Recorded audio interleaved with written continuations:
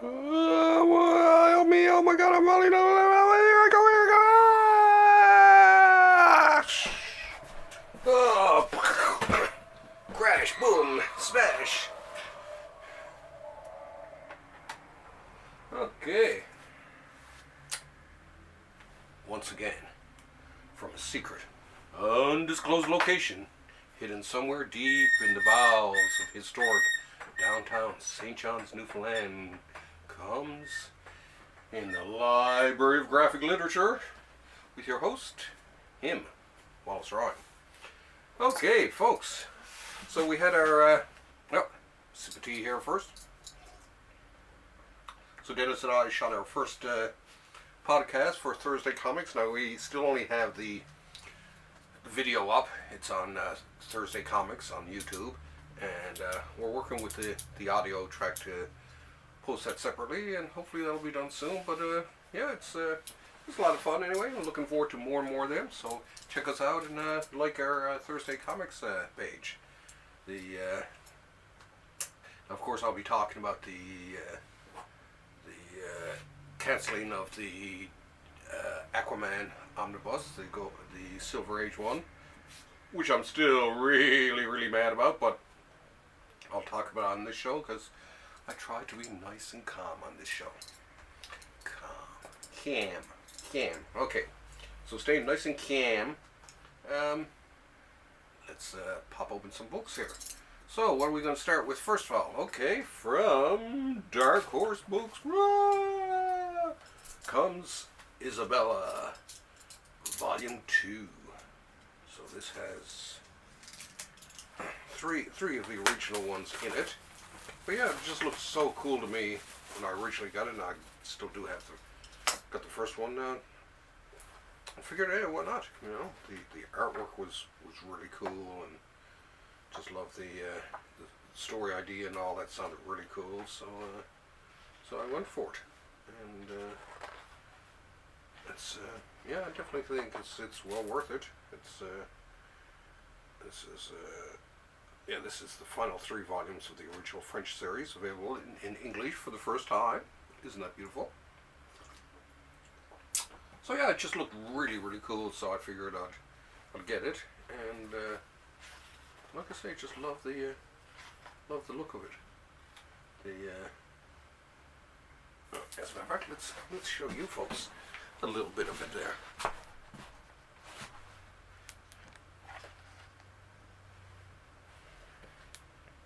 Nice artwork. The French, they definitely do have a thing for comics. But yeah, it looks really cool actually. So yeah, definitely, I'd say definitely worth picking up, especially if you have the first volume. Okay, so 1 down, and what was it? 1, 2, 3, 4 to go. Okay. Next up comes from Fraction Charretier, Matt Hollingsworth, and Kurt Ankeny. Okay, so after massacring those names, let's pop open and have a look at this. Of course, I bought this purely on the fact that it had Matt Fraction's name on it. Who loved his stuff. He did I still love his Hawkeye. And this one I like too because it has a nice embossed November on it. But yeah, it looks pretty cool actually. I like the very sort of simplistic art, very Tothian. So yeah, and even just looking at it here now already, it looks. I can see some good storytelling going on here. Let's see, it's the first of a sequence of 3 graphic novellas co-created by New York Times bestselling author Matt Fraction and artist Elsa color, following the intersecting lives of 3 women in a dark criminal underground. Woo, nothing better. 1 night, 1 city, 3 women, November. So yeah, check it out. It's this volume 1, The Girl on the Roof. So yeah, I like the look of it too. I like this graphic novel format they have going on here. Like I say, I love this simplistic Tothian. Looks like a mixture between Toth and Tim Sal and Darren Cook. But yeah, not bad, eh? So yeah, definitely well worth picking up. November. Okay. Well, we're just zooming through here now, aren't we? Okay, let's slow down and have a cup of tea first. Ah, delish. Delish, delish, delish. And here is yet another volume of Prince Valiant. Dun, dun, dun, dun, dun, dun. This one by Hal Foster and John Cohen Murphy. This is where you can definitely sort of see a difference in the artwork and all that. But you know, ghost or non-ghost, it looks like it's another fun episode of Prince Valiant. I'm actually going to take out my Prince Valiants and start from number 1 and read again right on through to the end and experience it from top to bottom. But yeah, Prince Valiant itself, especially Hal Foster's artwork, absolutely stunning. I mean, every volume of this is like a master class in illustration. Absolutely amazing drawing. Still, I mean, it still is considered one of the greatest comic strips of its day, especially when Foster was doing the work by himself. He just has such a beautiful illustration style. And Murphy, you know, kind of looks like him, but you know, hey, who are we? But yeah, and I love the big format of these books too. Great color, very nice reproduction again. Thank you, Fantagraphics, for bringing to life a classic series. Definitely worth picking them up, and these are only like 34 bucks American, so 35 bucks American. So what a deal! Definitely worth picking up. Okay, we're closing in here on the last 2 books, so have a sip first of all.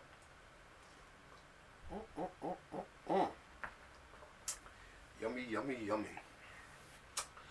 So, next up, what is next up? Well, let's get out the thing and unwrap this baby here.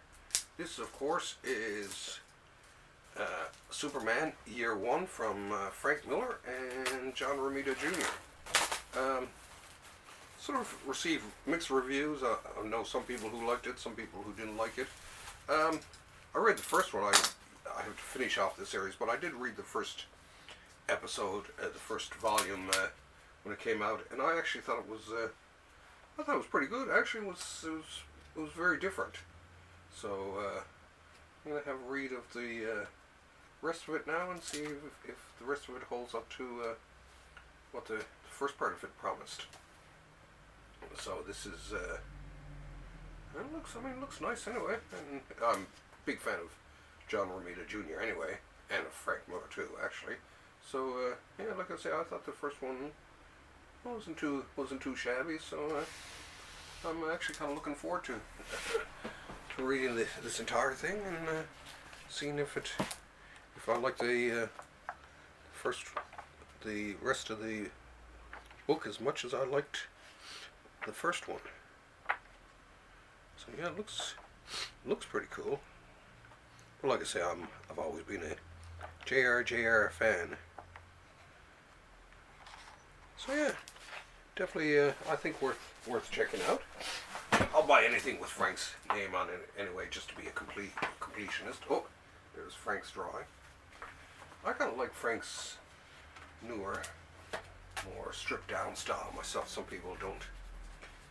I kind of like his older stuff, but to me, I don't know, there's just something really cool and simplistic about his present style, right? So, Superman Year 1. Okay, and actually there was one other book here I had here from before I get into today's big book.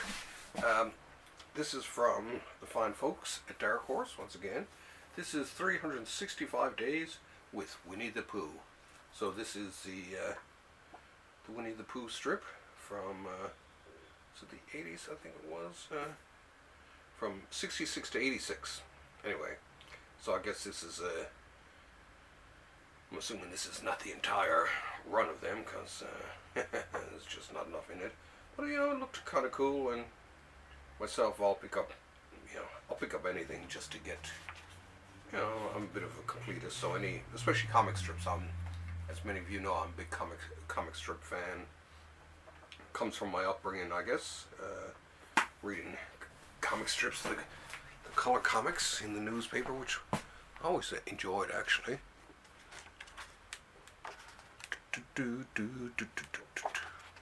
So yeah, nice little, I mean, the reproduction is good, colors, you know, not too bad.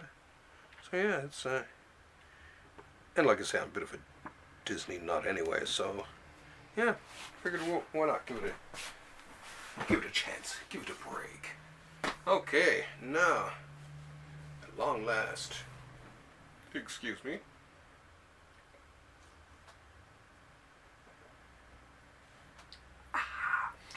And the big thing today, of course, the big book here, literally the big book today, is, of course, Volume 2. I was dying to open this last night, and then I was just like, no, I gotta leave this for the show.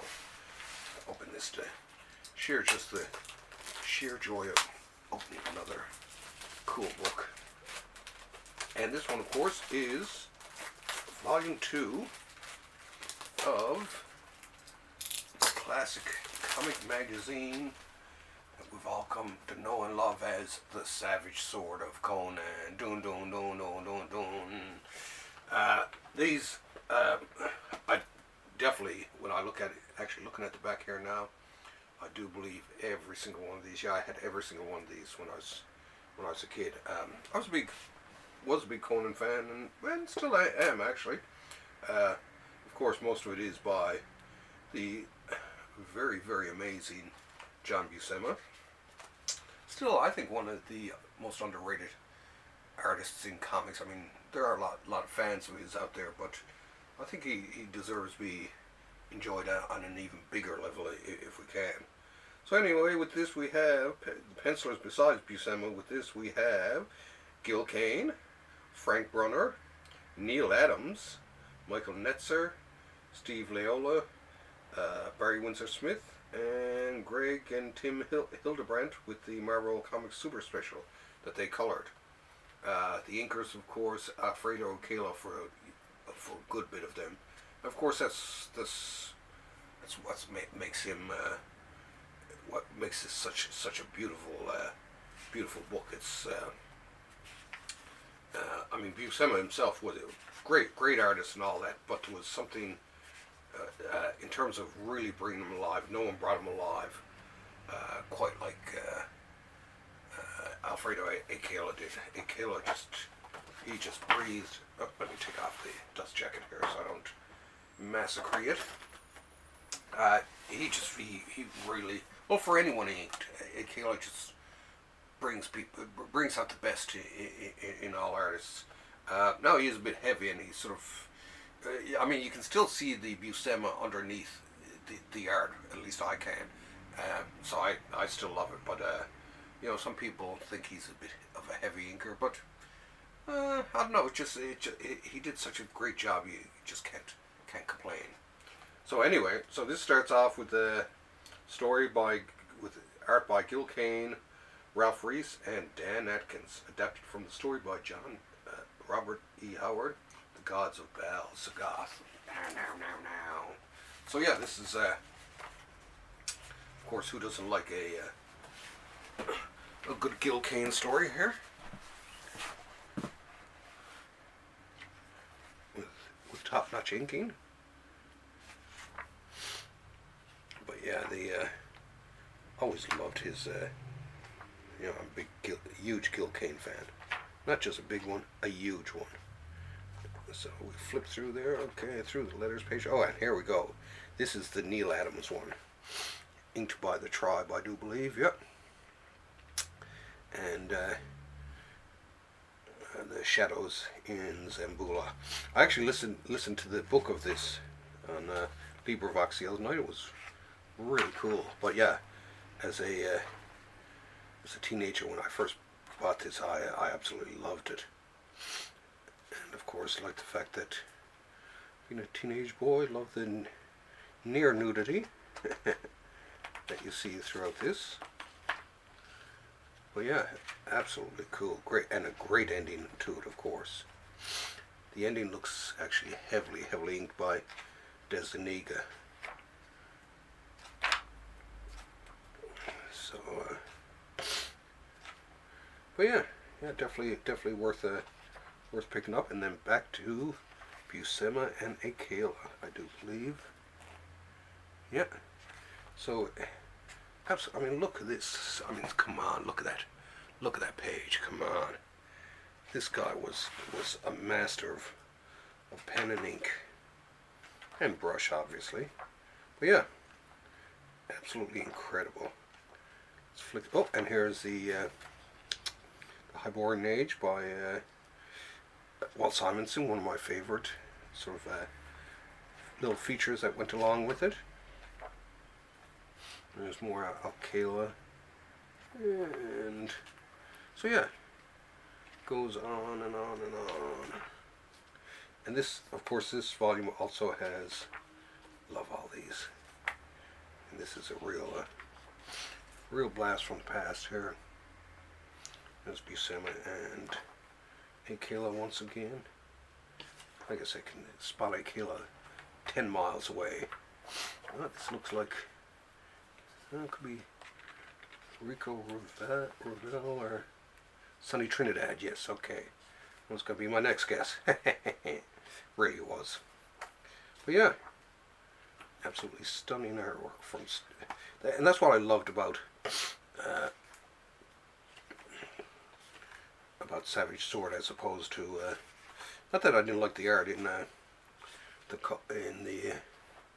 Conan the Barbarian comic, but the stuff in this was just absolutely amazing. Look at that, especially the gray, the ink wash work of his. I mean, look at this, and the Tower of the Elephant. This is one of my favorite Conan stories. And let's see. Oh yeah, and Tim Conrad. What was that? No, that was the. Couldn't think of it. No, this is the ink by Tim Conrad. There's definitely. I remember. Yeah, Barry Smith and Tim Conrad. Okay. Oh look, looks like a Ed Davis frontispiece. And art by Dick Cordana. So yeah, and then of course there was this color Marvel Super Special, which is worth checking out too. But yeah, this is starting to get heavy here. But anyway, so what I'm saying is, great art from start to finish, great Buscema art, great Akela art, some neat Neil Hem, some cool Gil Kane, and just overall fun. Anyway, that appears to be it for this week. Not sure what we have coming on next week, but and once again, keep an eye out for Thursday comics. We're not sure if we're going to do weekly or bi-weekly. I don't know myself. I wouldn't mind going weekly because it gives me something to do. Let us know, and let us know what you thought of it, and any suggestions and any questions you want us to answer on the air. Be sure to ask us. In the meantime, once again, I bring the curtain down. Ooh, by summoning another boom tube here to take me away. And once again, thanks to everyone out there for their thoughts and prayers for my brother. Really appreciate it in this time of need. It's nothing better than having lots of friends out there. So, I love every single one of you. Oh, I better catch this boom tube before it fades away. They're very expensive. Okay, love you. Bye. Shalom, let me know something. boom tube, and then I secretly turn off the camera.